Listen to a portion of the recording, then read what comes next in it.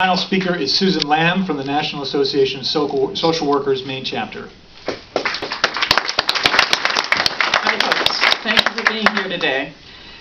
I'm here to speak in opposition to much of what has been proposed in the first and second supplemental budget and to the bill to reorganize DHHS. The proposed changes to general assistance are deeply troubling to social workers. When people have no money, they have no money. If they have run out of unemployment, or if they've run out of TANF benefits, which are time sensitive, and they are possibly disabled, and therefore they're on a 3-year wait list for disability determination from SSDI, what are they to do? Where are they to live? How will they obtain basic health care? Without any financial support, how are they even to take a bus to apply for any job? Unfortunately, this is the plight that many clients of social workers face. Massive staff reductions at Dorothea Dix are also a major concern of ours. Psychiatric hospital, and we know the population that this hospital serves, and we're concerned that this is a step on the way to closing the hospital without discussions that should take place before any closure happens. When you reduce by 1/3 your staff, you're on your way to close the door. The DHHS Reorganization Bill 1887 shifts intensive case management to private agencies.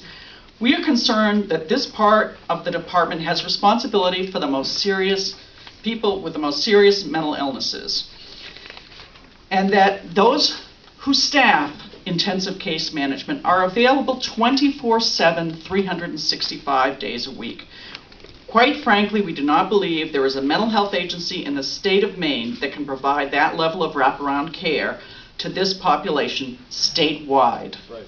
It also seems incredulous that the state will attempt to do this while offering outside providing mental health agencies $150,000 less than what the state needs to pay its workers to achieve this task. It simply doesn't add up. With this assault on the mentally ill and on poor people, keep in mind that the shelter beds in Maine are already filled to capacity most nights.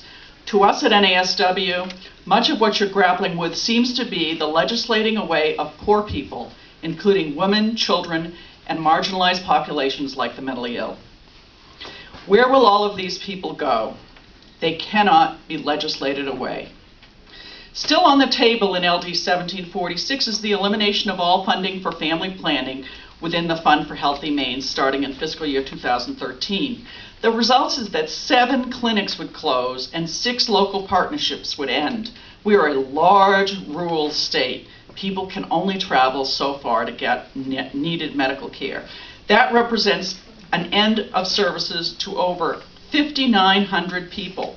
It also impacts the care of thousands of women who are losing Maine care and would turn to family planning for basic health care services, including life-saving Pap tests. The total cuts equals 25% of all state funding for this vital health care service to women.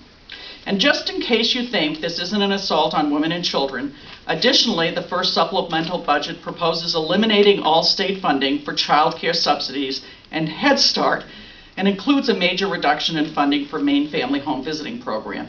Child care subsidies allow poor women to go to work and to work their way out of poverty. Home visits prevent child abuse by educating young, often too young, parents. And Head Start is so wonderful, everybody knows it ought to have a monument erected to it. These proposed cuts would drastically reduce the resources available to Maine's most vulnerable young children and their families. So that's why the social workers are here today. It would appear there is no way to prevent pregnancies under this proposal and no way to take care of the children born of all these unplanned pregnancies. There's some irony in this. Surely they can find a better way to balance the budget. Thank you. I'd be happy to answer any questions.